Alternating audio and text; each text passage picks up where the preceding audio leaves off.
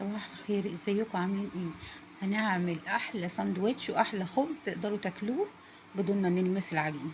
معانا معلقه سكر، معلقتين سكر، معلقه خميره، مع كوبايتين لبن، دي كوبايه وادي التانية، وكوبايتين دقيق.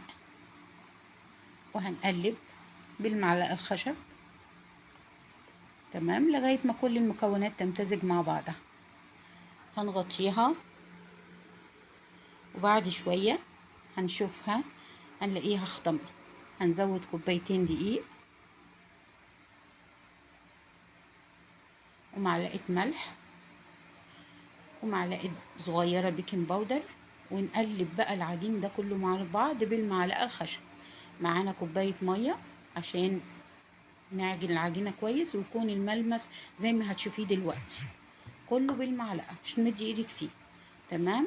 هنيجي بعد كده نحط زي نص كوباية زيت زيتون او اي نوع زيت انت تحبيه. شايفين الملمس عامل ازاي؟ هنحط معلقة حبة بركة او ممكن سمسم اللي يعجبك، مش عايز تحطي خالص مفيش مشكلة. عندنا بقى حزمة بقدونس، هناخد الورق بس وهنحطه. عندنا بصل اخضر برضو هناخد الفروع الخضراء فقط. تمام. عندنا جبنة، اي نوع جبنة بقى، جبنة شيدر، جبنة بيضة، جبنة اسطنبولي، حطي اللي يعجبك. تمام. عندنا كمان قرن فلفل حامي. ونقلب بقى كل ده مع بعض.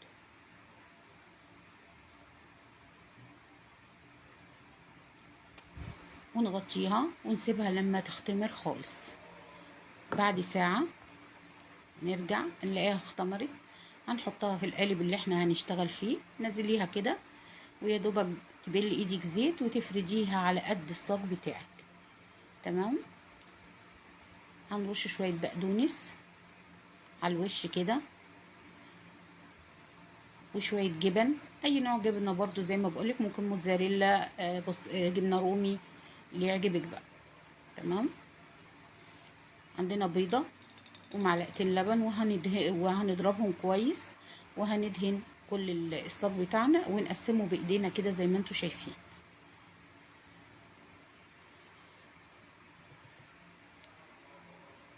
هندخله الفرن ولما يطلع هوريهولكوا شكله ازاي. شايفين لما طلعت بندهنها بمعلقه زبده بلدي حلوه كده جميله، تخليها تلمع وتبقى طعمها خطير، والريحه بقى مش هقول لكم. انا هحطها مع كوبايه شاي. شايفين القمر؟ حلوه جدا وطريه، ومش هقول لكم مش هتشبعوا منها، والاولاد هيحبوها جدا، وحلوه في اللانش بوكس. متنسوش السبسكرايب واللايك. مع السلامه.